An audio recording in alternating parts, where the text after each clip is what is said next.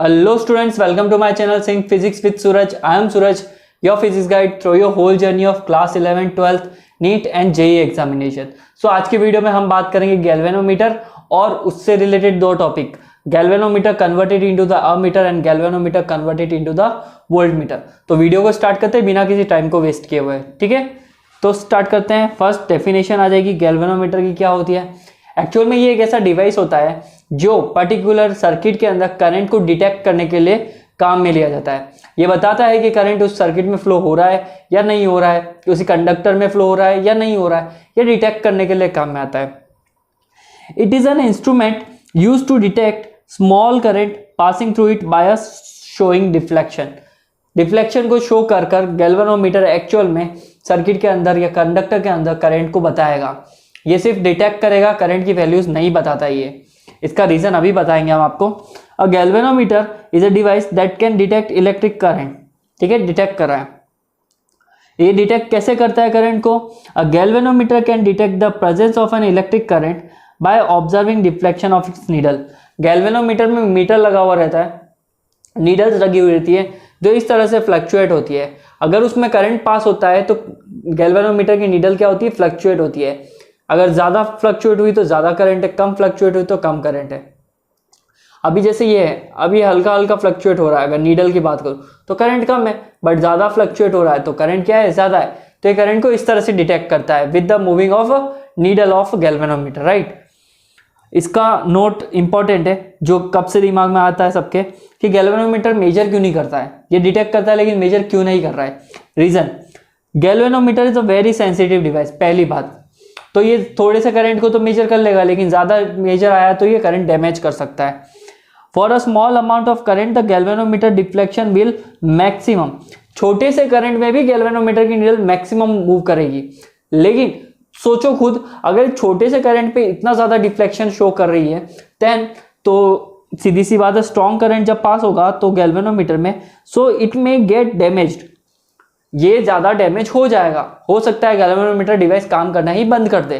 तो ये small current को सिर्फ डिटेक्ट करेगा जिससे भी इसकी नीडल मैक्सिमम मूव कर रही है, लेकिन गैल्वेनोमीटर जो है वो मेजर नहीं करता है, ठीक है। ये गैल्वेनोमीटर की रियल इमेज है, ठीक है। कुछ ऐसा दिखता है गैल्वेनोमीटर सर्किट में, ठीक है। और ये इसका कंस्ट्रक्शन है। कंस्ट्रक्शन में बता देता हूं क्या क्या होता है। इसमें एक पर्टिकुलरली दो मैग्नेट्स होते हैं, एक दोनों अपोजिट पोल्स के होते हैं, जैसे कि यहाँ पे दिख रहा है आपको। एक तो ये रहा मैग्नेट, एक दूसरा मैग्नेट ये रहा, दो नॉर्थ और साउथ पोल वाले दो मैग्नेट्स। इसके बीच में एक कोर होती है, ये पर्पल कलर की, जो लाइट पर्पल कलर की है, इसको बोलते हैं सॉफ्ट आयरन कोर, लोहे की कोर बीच में डाली जाती है। यहाँ पे एक टॉर्सोइल स्प्रिंग कनेक्टेड होती है। इसके सबके वन बाय वन करके डिवाइस के सभी इंस्ट्रूमेंट के फंक्शन भी बताऊंगा। टॉर्सोइल स्प्रिंग के जस्ट पास में फिर कनेक्टेड होते हैं दो ब्रश, और यहाँ पे फिर पॉइंटर होता है। जैसा ये टॉर्सोइल स्प्रिंग से कनेक्टेड है, यहाँ पे दिख रहा है आपको ये पॉइंटर कुछ ऐसे जा रहा है, राइट। तो ये पॉइंटर है, पॉइंटर का काम है उस नीडल को ऐसे ऐसे मूव करना। फिर एक स्केल होता है जिसके ऊपर रीडिंग्स लिखी हुई रहती है। रीडिंग का मतलब ये होता है कि वो कितना हाई है कितना लो है, ना कि उसकी पर्टिकुलर मेजरमेंट, ये सिर्फ डिटेक्ट कर पाएगा। फिर कॉइल होती है, इसमें ये येलोइश कलर की कॉपर कॉइल दिख रही है आपको, ठीक है। तो कुल मिला के इसका कंस्ट्रक्शन ऐसा होता है। इसमें टॉर्सोइल स्प्रिंग होती है जो स्प्रिंग करती है, टॉर्क के लिए काम में आती है। पॉइंटर होता है जो स्केल के ऊपर बताता है कितना फ्लक्चुएट हो रहा है। कोर होती है कॉपर आयरन की, उसके चारों तरफ कॉपर का वायर लपेटा हुआ रहता है जो एक कोर के फॉर्म में ही काम करता है, ठीक है, कॉइल के फॉर्म में काम करता है। आगे बढ़े, अब वन बाय वन करके मैं तुम्हें इनका काम बता देता हूँ। वैसे ये टॉप व्यू था, और ये अभी जो मेरे पास में सेकंड डायग्राम है, ये इसका क्या है, साइड व्यू है। साइड से देखने में गैल्वेनोमीटर कुछ इस तरह से दिखता है, ठीक है। अब ये मिरर जो है ये किसी किसी गैल्वेनोमीटर में होता है, किसी किसी गैल्वेनोमीटर में नहीं होता है। इसका कोई इतना कुछ खास काम नहीं है। मेन काम जो है वो मूविंग कॉइल गैल्वेनोमीटर में मूविंग कॉइल का है, टॉर्सोइल स्प्रिंग का है, दो मैग्नेट्स का है, उसके अलावा दैट्स इट, इतना ही है, ठीक है। नीडल और स्केल का भी ज़्यादा नहीं है, ठीक है। कंस्ट्रक्शन देखें इसके अंदर, बेसिक कंस्ट्रक्शन क्या क्या है। पहला, इसके अंदर होती है परमानेंट मैग्नेट्स, नॉर्थ और साउथ जैसी आपको दिख रही है डायग्राम में, ठीक है। A strong permanent magnet create a uniform magnetic field between the poles. North और साउथ के बीच में एक यूनिफॉर्म मैग्नेटिक फील्ड क्रिएट करने के लिए गैल्वेनोमीटर में क्या होते हैं, बार मैग्नेट्स होते हैं। अभी आगे आएगा इसका मैग्नेटिक फील्ड का काम क्या है। नेक्स्ट, मूविंग कॉइल गैल्वेनोमीटर में मूविंग कॉइल का क्या काम है। Moving coil a rectangular coil made up of a insulate copper wire. यहाँ पे एक इंसुलेट कॉपर वायर की मूविंग कॉइल होती है, जैसे ये दिख रही है, ये साइड व्यू है, और यहाँ पे ये दिख रही है आपको इसका ये टॉप व्यू। ये जो भी मैं रेड कलर हाईलाइट कर रहा हूँ ना, यहाँ पे यहाँ पे कॉपर कॉइल लपेटी हुई रहती है, राइट।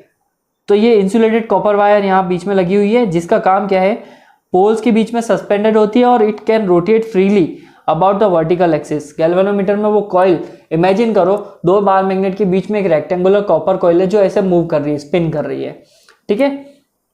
एक तो उसका ये काम है। फिर हमारे पास में उस कॉपर कॉइल के जस्ट बीच में हमारे रखी है सॉफ्ट आयरन कोर। लोहे की कोर को क्यों रखा गया है? A soft iron core is placed inside the coil to intensify the magnetic field. Galvanometer के अंदर मैग्नेटिक फील्ड क्रिएट करना है, वो और ज्यादा इंटेंसिफाई बना सके, उसके लिए सॉफ्ट आयरन कोर होती है। क्योंकि आयरन जो होते हैं वो मैग्नेटिक नेचर के होते हैं, अगर उनमें करंट अच्छे से फ्लो करे तो ये एक तरह से इलेक्ट्रोमैग्नेट बन जाएगा। और उसके बाद में अगर आयरन कोर डाल दी तुमने तो गैल्वेनोमीटर और ज्यादा अच्छे से मैग्नेटिक फील्ड को इंटेंसिफाई कर लेगा, मतलब कि इंटेंसिटी बढ़ जाएगी मैग्नेटिक फील्ड की। क्या क्या बताया? परमानेंट मैग्नेट है, मूविंग कॉइल है अंदर कॉपर की, उसके जस्ट अंदर सॉफ्ट आयरन कोर है जो और ज्यादा मैग्नेटिक फील्ड क्रिएट करने के लिए हेल्पफुल है, ठीक है। नेक्स्ट हमारे पास में टॉर्सोइल स्प्रिंग, जो ब्लू कलर की इस डायग्राम में दिखा रखी है। टॉर्सोइल स्प्रिंग एक स्प्रिंग होती है जो कॉइल सस्पेंशन का काम करती है। अगर उसमें कोई टॉर्क क्रिएट होता है तो जैसे स्प्रिंग को कसते हैं हम, तो स्प्रिंग को जितना टाइटली पैक करोगे उसके अंदर एक टॉर्क क्रिएट हो रहा है जो स्प्रिंग को वापस बाउंस बैक करवाने के लिए रेडी बैठा है। वैसे ही टॉर्सोइल स्प्रिंग का भी यही काम है। इसके अंदर क्या होती है, ये सस्पेंशन होती है, सस्पेंड होती है उसके अंदर, और ये रिस्टोरिंग टॉर्क प्रोवाइड करवाती है। अगर कॉइल घूम गई है इस तरफ तो ये वाली जो टॉर्सोइल स्प्रिंग है ये वापस उल्टा घुमा देगी उसको ओरिजिनल स्पेस में लाने के लिए। ऐसा क्यों? देखो, नीडल अगर इधर मूव हो गई तो इस समय मूव होते समय गैल्वेनोमीटर में नीडल में यहाँ पे पूरा एक तरह से टॉर्क क्रिएट हो चुका है। अगर टॉर्सोइल स्प्रिंग नहीं होगी तो नीडल यहीं पे फंस जाएगी। टॉर्सोइल स्प्रिंग यहाँ पे अटैच होती है जो एकदम टाइटली पैक, जैसे ये इधर आती है फिर ये इधर कर देती है इसको, तो ये फ्लक्चुएट करता है। टॉर्सोइल स्प्रिंग का काम है फ्लक्चुएट करवाने का, ठीक है। फिर पॉइंटर तो तुम्हें पता ही है, एक नीडल होगी जो रीडिंग्स बताएगी, और स्केल क्या होता है हमारा, जिसपे हमारे डिविजन्स लिखे होंगे कि इतना ज्यादा इतना कम करंट है। एक्यूरेट तो नहीं बट कम ज्यादा वैल्यू बता सकता है। ये गैल्वेनोमीटर के कंस्ट्रक्शन थे। ये टॉर्सोइल स्प्रिंग दिख रही है आपको, ब्लू कलर की स्ट्रिप, ये वाली एक तरफ नीडल अगर चली जाती है तो इसको वापस ओरिजिनल पोजीशन में लाने के लिए, टॉर्क को वापस रीगेन करने के लिए इस टॉर्सोइल स्प्रिंग का काम होता है। तो गैल्वेनोमीटर के ये कुछ कंस्ट्रक्शन थे। अब इसकी वर्किंग बता देता हूं, ठीक है। हमारे अभी बताया मैग्नेटिक फील्ड के जस्ट बीच में क्या है, कोर है। कौन सी कोर है? मूविंग कॉइल, कॉपर वाली वायर की कॉइल है। तो ये ABCD मैंने उस लूप को ले लिया, ठीक है, ये ऐसे करके। ये पूरी कॉपर की कॉइल है, ABCD, ये कॉपर की कॉइल है, ठीक है। ये गैल्वेनोमीटर के जस्ट अंदर रखी हुई है ना वो चीज, बात समझ में आई? अब इसके अंदर क्या फ्लो हो रहा है? करंट फ्लो होगा। सर्किट में अगर करंट आया तो गैल्वेनोमीटर की इस कॉपर वायर के अंदर भी क्या आएगा? करंट आएगा। तो ABCD इस पूरे लूप में करंट क्रिएट होगा। तो हर एक में जैसे इधर आया करंट, फिर थोड़ी देर बाद में इधर गया, फिर इधर गया करंट और इधर गया। करंट विल फ्लो क्लॉकवाइज और एंटी क्लॉकवाइज, उसका डायरेक्शन कुछ भी हो सकता है, ठीक है। अब करंट फ्लो होगा तो ये कॉइल के अंदर क्या होगा? मोशन मूव होगा, मोशन क्रिएट होगा। अब ये मोशन क्या करेगा? उस कॉइल को घुमाएगा। एग्जांपल समझते हैं हम इसको अच्छे से। जैसे कि तुमने फेमिनिक्स का लेफ्ट हैंड रूल पढ़ा है। यहाँ पे क्या कहता है? मैग्नेटिक फील्ड अगर इस डायरेक्शन में, करंट इस डायरेक्शन में है, तो यहाँ पे एक फोर्स वर्क करता है जो मोशन को शो करता है, मैग्नेटिक फोर्स को शो करता है ना, मोशन को। तो अब ये क्या होगा, यहाँ पे इसको अप्लाई करके देखते हैं। मैग्नेटिक फील्ड का डायरेक्शन इसमें है और मेरी फिंगर का डायरेक्शन इधर है, तो फोर्स इसको ऊपर रोटेट कर देगी। मैग्नेटिक फील्ड अगर इधर है और करंट इधर है तो फोर्स इधर है। अगर मैग्नेटिक फील्ड को उल्टा कर दूं, ठीक है, 4 फिंगर को मैग्नेटिक फील्ड ले लेते हैं, इसको करंट का डायरेक्शन, तो फोर्स नीचे। ऐसे करके यहाँ पे एक फोर्स क्रिएट होगा जो उस टॉर्क को क्रिएट करेगा कॉइल को घुमाने के लिए। यहाँ पे कॉइल घूम जाएगी। हमारे ABCD जो कॉइल है इस पे, चलो मैं डायरेक्शन बता देता हूँ। एक अगर इधर है, बी से सी में जो मैग्नेटिक फील्ड है वो इस तरह से क्रिएट होगा कि उसका डायरेक्शन डाउनवर्ड हो जाएगा। ये आप डायरेक्शन से ना फ्लेमिंग्स लेफ्ट हैंड रूल से निकाल सकते हो। 4 finger shows the magnetic field, और ये आपका करंट के डायरेक्शन को शो करेगा, ये फोर्स को शो करेगा। क्योंकि मेरे मैग्नेटिक फील्ड इधर है, करंट नीचे है, करंट नीचे है, तो मेरा मैग्नेटिक फोर्स ऊपर की तरफ, राइट। कुछ इस तरह से ये काम करेगा। बात समझ में आई? तो डाउनवर्ड हो सकता है और अपवर्ड भी हो सकता है। तो कुछ इस तरह से हमारे पास में इसके डायरेक्शंस हो गए। और वो सोचो, अगर इस पे फोर्स इस तरफ लग रहा है और इस पे फोर्स इधर लग रहा है, तो ये चीज रोटेट नहीं करेगी क्या? तो ये रोटेट कर जाएगी और जिससे वो कॉइल घूमने लग जाएगी। अब कॉइल घूमेगी तो वो क्या करेगी? हमारी टॉर्सल स्प्रिंग के अंदर क्या क्रिएट करेगी? टॉर्क। स्प्रिंग को कसते जा रही है, वो कसते जा रही है, कसते जा रही है, और फिर जैसे रिलीज हो, करंट बंद हुआ तो वापस ओरिजिनल पोजीशन में आ जाएगी। That's how the galvanometer works. ठीक है, तो ये इसकी कुछ वर्किंग थी। When the current flows through the coil it experience the torque, उसके अंदर एक फोर्स क्रिएट होगा due to the interaction between the magnetic field of the magnet, magnet का मैग्नेटिक फील्ड और इस कॉइल के अंदर अपना खुद का एक मैग्नेटिक फील्ड क्रिएट हुआ है, जिसकी वजह से and the magnetic field produced by the current in the coil and the direction of this torques depend on the direction of current. ये सब कुछ डायरेक्शन ऑफ करंट पे डिपेंड होंगे और डायरेक्शन ऑफ मैग्नेटिक फील्ड पे depend होंगे with the help of Fleming's left hand rule. ठीक है, अब यहाँ पे कुछ क्वांटिटीज है, फिजिकल क्वांटिटीज, उनको देख लेते हैं। जैसे कि करंट का flow, as a current flows through the coil it produce a magnetic field, जितना करंट फ्लो होगा वो मैग्नेटिक फील्ड प्रोड्यूस करेगा। Torque, the interaction between the magnetic field as the result torque and causes the coil rotate, जिसकी वजह से torque create होगा, coil rotate करने लग जाएगी। डिफ्लेक्शन होगा, नीडल इधर उधर डिफ्लेक्ट करेगी। The rotation of the coil, coil का जो रोटेशन है opposed by the restoring torque, torsional spring एकदम टाइट पैक हो जाएगी, जैसे ही उसमें टॉर्क क्रिएट होगा, जिसकी वजह से रिस्टोरिंग टॉर्क वापस बनेगा। तुम सोचो एक स्प्रिंग को टाइटली कस दो, छोड़ दोगे तो बाउंस बैक हो जाएगी। वैसे यहाँ पे टॉर्सल कॉइल जो है, टॉर्सल जो स्प्रिंग है, उसको अगर हमने कस दिया, आई मीन करंट फ्लो करते करते टॉर्क क्रिएट कर दिया, जैसे करंट बंद करोगे उसका टॉर्क रिस्टोर होकर वापस बाउंस बैक होगा। तो नीडल ऐसे थी तो ऐसे ऐसे आ जाएगी वापस, ऐसे ऐसे करती करती करती स्टॉप। इस तरह से गैल्वेनोमीटर, आई थिंक आपके लैब में जाके आपको जरूर देखना चाहिए। आप अगर 11th-12th क्लास के बच्चे हैं तो आपके स्कूलों में इस लैब में गैल्वेनोमीटर जरूर पड़ा है, उसे देखना चाहिए। And the coil comes to rest at a position, coil उस पोजिशन पे आती है where the torque due to the current equals to the restoring torque. जितना करंट है उतना ही रिस्टोरिंग टॉर्क भी प्रोड्यूस होगा, और जितना टॉर्क है उतना ही रिस्टोरिंग टॉर्क भी प्रोड्यूस होगा। ठीक है जी, बहुत सिंपल है।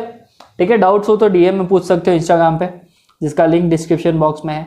फिर पॉइंट मूवमेंट, पॉइंट का मतलब पॉइंटर का मूवमेंट, टॉर्क अगर ऐसा आता है तो पॉइंटर ऐसे ऐसे मूव करेगा। ठीक है, and the deflection of the coil indicate by the movement of the pointer on the scale and the scale is calibrated to the read the current density, current directly current को read कर पाएगा वो।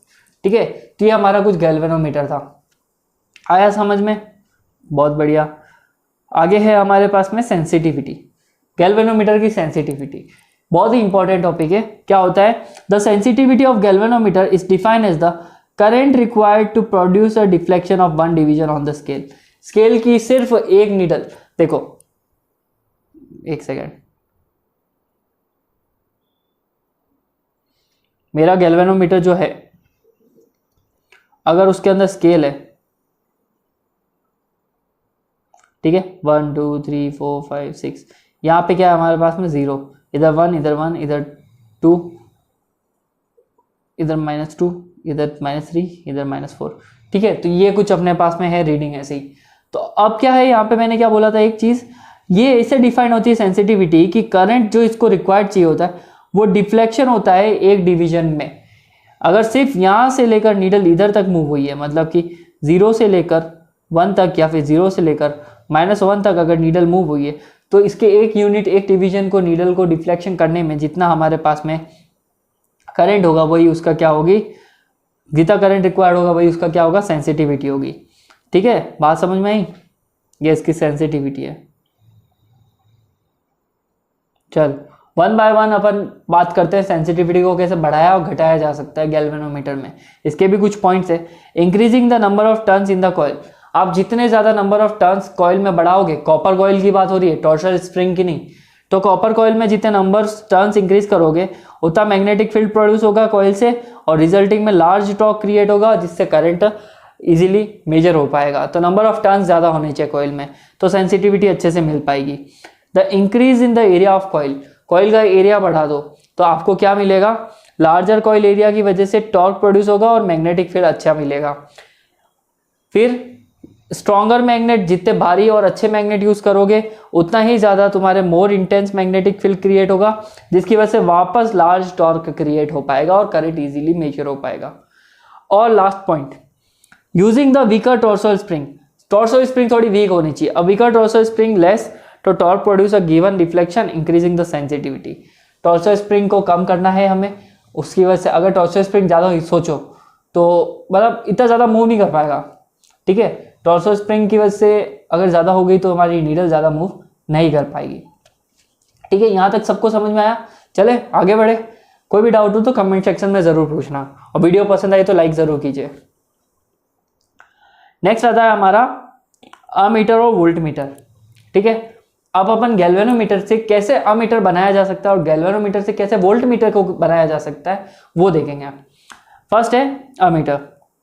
It is a device used to measure the current and is always connected in a series. ये एक ऐसा device होता है जो करंट को मेजर करता है, डिटेक्ट नहीं, मेजर कर रहा है, ठीक है, ध्यान रखना। और कितना ज़्यादा है कितना कम है उसकी प्रॉपर वैल्यू भी बताता है। और एक और चीज़, इसको सीरीज में कनेक्ट किया जाता है पूरे सर्किट के। ऐसा क्यों? देखो, you already know about Ohm's law, V is equal to IR, right? तो I is proportional to 1 upon R, ठीक है, बात समझ में आई? अब इसको सीरीज में कनेक्ट करते हैं सर्किट के साथ में। सीरीज में कनेक्ट करेंगे तो सीधी सी बात है, हमारे पास में करंट क्या होगा, सीधा मेजर हो पाएगा, करंट हमें डायरेक्टली मिलेगा। बात समझ में आ रही है? I is proportional to 1 upon R, ठीक है। हमें करंट की वैल्यू चाहिए सीधी, ठीक है। और करंट अगर हमको हाई चाहिए तो सीधी सी बात है उसको सीरीज में ही कनेक्ट करना है। इसका सिंबल होता है ए, ठीक है, एमीटर का सिंबल होता है A. And the reading on the ammeter is always lesser than the actual current in the circuit. Circuit में अगर 5 एम्पियर फ्लो हो रहा होगा तो ये रीडिंग देगा 4.9 की, 4.8 की। एक्यूरेट वैल्यू नहीं देता ये। और स्मॉलर रेजिस्टेंस अगर एमीटर का होगा तभी हमको है ना एक्चुअल रीडिंग मिलेगी। देखो, एमीटर का काम करंट मेजर करना है, रेजिस्टेंस जितना कम होगा करंट उतना ही अच्छा खासा फ्लो होगा। तो एक आइडल रेजिस्टेंस के लिए, सॉरी, एक आइडल अमीटर के लिए हमें क्या चाहिए, एक कम से कम रेजिस्टेंस वाला अमीटर चाहिए जिससे करंट अच्छा मेजर हो पाए। और एक ammeter is set to be ideal, वो आइडल तभी बोला जाएगा जब उसका रेजिस्टेंस जो होगा वो 0 होगा। रेजिस्टेंस है ही नहीं बिल्कुल तो करंट बहुत अच्छा फ्लो होगा, ठीक है। कन्वर्ट करते हैं अभी अपन गैल्वेनोमीटर को अमीटर के साथ में। गैल्वेनोमीटर को अमीटर में कन्वर्ट करने के लिए तुम्हें एक रेजिस्टेंस को गैल्वेनोमीटर के साथ में पैरेलल में लगाना पड़ेगा। इसका रीजन क्या है, तुमने जब पैरेलल कॉम्बिनेशन पढ़ा था तो तुम्हें पता है कि रेजिस्टेंस को अगर पैरेलल में लगाया जाए तो उससे उसकी वैल्यू कम हो जाती है। और रेजिस्टेंस की वैल्यू अगर कम हो गई तो सीधी सी बात है कि हमारा करंट क्या होगा, इजीली मिलेगा, करंट अच्छा मिलेगा। तो उसके लिए हमें गैल्वेनोमीटर के पैरेलल में एक रेजिस्टेंस लगाएंगे जिसको हम बोलते हैं एस शंट रेजिस्टेंस, ठीक है। इसका नाम है एक्चुअल में ये, इसको क्या बोलते हैं, शंट, SHUNT, शंट रेजिस्टेंस बोलते हैं इसको। इसको हमने गैल्वेनोमीटर के पैरेलल लगाया है ताकि रेजिस्टेंस इक्विवेलेंट में कम हो जाए, ठीक है। देखो, a galvanometer may be converted into the ammeter by connecting a low resistance in a parallel to galvanometer. जो मैंने बात बोली वही लिखी है यहाँ पे। अब सर्किट है, सर्किट के साथ में गैल्वेनोमीटर और ये शंट रेजिस्टेंस। तो करंट आया, करंट को यहाँ जंक्शन पे 2 रास्ते मिले। IG करंट तो गैल्वेनोमीटर में चला गया, फिर बचा हुआ करंट I माइनस IG किधर चला गया, शंट में चला गया। करंट में से थोड़ी वैल्यू कम हो गई, शंट की तरफ चला गया, ठीक है। ये अमीटर बन गया। ये पूरा सिस्टम जो है हमारे पास में, ये इसे ही हम क्या बोलते हैं, अमीटर बोलते हैं, जहाँ पे हमारा लो रेजिस्टेंस का रेजिस्टर कनेक्टेड होता है गैल्वेनोमीटर के साथ में। इक्विवेलेंट रेजिस्टेंस कैसे निकलेगा इनके कॉम्बिनेशन से, अगर मैं गैल्वेनोमीटर का रेजिस्टेंस G मान लूँ, रुको मेरे को एक पेज ऐड करना ही पड़ेगा आपके लिए, ठीक है। अभी क्या है हमारे पास में, अच्छा, गैल्वेनोमीटर का रेजिस्टेंस अगर मैं मान लूँ 1/G मान लेता हूँ, और शंट रेजिस्टेंस तो हमारे पास में ही दोनों पैरेलल कनेक्टेड है, तो हम इसको लिख सकते हैं 1/R equivalent equal to 1/G plus 1/S। इन दोनों का एलसीएम आ जाएगा GS, S प्लस G हो जाएगा, तो R इक्विवेलेंट क्या आ जाएगा हमारे पास में GS/S प्लस G। ये हमारे पास में आ गया है गैल्वेनोमीटर के लिए, या फिर कह सकते हो अमीटर का प्रॉपर टोटल इक्विवेलेंट रेजिस्टेंस। ठीक है, ये फॉर्मूला आपको यूज करना है। ठीक है, फिर आगे क्या है हमारे पास में, ओम्स लॉ के अकॉर्डिंग तुम्हें पता है कि पूरे सर्किट के अंदर क्या होगा, इक्विवेलेंट पोटेंशियल डिफरेंस रहेगा, क्योंकि यहाँ पे पैरेलल में कनेक्टेड है, पैरेलल के लिए पोटेंशियल डिफरेंस सेम ही रहता है। अब पोटेंशियल डिफरेंस सेम है तो गैल्वेनोमीटर के लिए तो हो जाएगा IgG, और उसके लिए शंट, वैसे तो ओम्स लॉ होता है हमारे पास में IR। ठीक है, जब पोटेंशियल डिफरेंस सेम है तो I की जगह पे IG आ गया क्योंकि गैल्वेनोमीटर का करंट है, R की जगह पे G आ गया क्योंकि गैल्वेनोमीटर का रेजिस्टेंस है। फिर उस हमारे पास में जो क्या कहते हैं शंट है, शंट के लिए करंट कितना I माइनस IG, तो शंट के लिए फॉर्मूला हो जाएगा I माइनस IG और S। आप यहाँ से शंट की वैल्यू निकाल सकते हो, shunt is equal to IG upon I minus IG और यहाँ पे G हो जाएगा, सिंपल शंट का रेजिस्टेंस आ गया यहाँ पे। इस तरह से आप यहाँ पे निकाल सकते हैं। ठीक है जी, ये रहा आपका main formula, resistance of the ammeter निकाला जा सकता है इजीली। नेक्स्ट है हमारे पास में वोल्ट मीटर। वोल्ट मीटर क्या होता है, it can measure the voltage या फिर पोटेंशियल डिफरेंस। पोटेंशियल डिफरेंस और वोल्टेज को मेजर करने के लिए जो डिवाइस में काम में आता है उसको क्या बोलते हैं हम, वोल्ट मीटर बोलते हैं। It is a device use to measure potential difference and is always put on parallel in the circuit element. पूरे सर्किट में वोल्ट मीटर को पैरेलल लगाया जाता है, ठीक है, ताकि पोटेंशियल डिफरेंस सेम रहे। Across which the potential difference is to be measure, जहाँ पे भी आपको मेजर करना है उसके ये हमेशा लगेगा पैरेलल, ध्यान रखना ये लगेगा पैरेलल, और वो भैया लगेंगे क्या, कहाँ गए, ये रहे, ये लगेंगे सीरीज में। अमीटर हमेशा सीरीज में लगेगा और वोल्ट मीटर हमेशा किस में लगेगा, पैरेलल में। नेक्स्ट, इसका सिंबल V होता है और reading on the volt meter is always lesser than the true value. यहाँ पे भी इसकी वैल्यू कमी आएगी, एक्चुअल वैल्यू नहीं बताएगा ये। Greater the resistance voltmeter more accurate will be the reading. हमें यहाँ पे चाहिए रेजिस्टेंस हाई, ताकि हमारा वोल्ट मीटर क्या मिल सके, बहुत अच्छा मिल सके, वोल्टेज अच्छी मिल सकती है। ऐसा क्यों, ओम्स लॉ पता है ना, V is equal to IR, तो V is proportional to R नहीं हुआ, अगर रेजिस्टेंस हाई हुआ तो ये हाई नहीं होगा। दैट्स वाई पोटेंशियल के केस में, पोटेंशियल मीटर के वोल्ट मीटर के केस में हमें R को क्या रखना है, high. A voltmeter is said to be idle if its resistance is infinite। Resistance infinite हो या ज़्यादा हो तो ये वोल्टमीटर आइडल के केस तक चला जाएगा और draws a no current from the circuit. Current कम हो जाएगा और करंट कम होगा तो अच्छे से वोल्टेज को मेजर कर पाएगा। ठीक है, क्योंकि देखो सर्किट में क्या है, या तो वोल्टेज है, करंट है या आर है, तीन चार चीज़ों में से एक चीज़ को एक बार ही में मेजर करेगा। या तो वोल्टेज मेजर करा तो ये नहीं कर पाएगा, और अगर करंट मेजर करा तो वोल्टेज नहीं कर पाएगा। बात समझ में आ रही है आपको? That's why. तो अब वोल्ट मीटर में रेजिस्टेंस हाई चाहिए हमें, तो इसको रेजिस्टेंस को हाई बनाने के लिए हम क्या करते हैं, गैल्वेनोमीटर के जस्ट सीरीज में एक रेजिस्टेंस को कनेक्ट कर रखे हैं, जैसा आपको दिख रहा है सीरीज में कनेक्टेड है। यहाँ पे इसका वोल्टेज हो गया VG का IgG और इसका वोल्टेज हो गया V माइनस VG। ठीक है, यहाँ से यहाँ तक का वोल्टेज हो गया VG, voltage of galvanometer which is IG multiply by galvanometer का रेजिस्टेंस, और यहाँ पे आ गया VG। बचा कुछ अब पोटेंशियल डिफरेंस तो यही होगा ना, ये रिमेनिंग।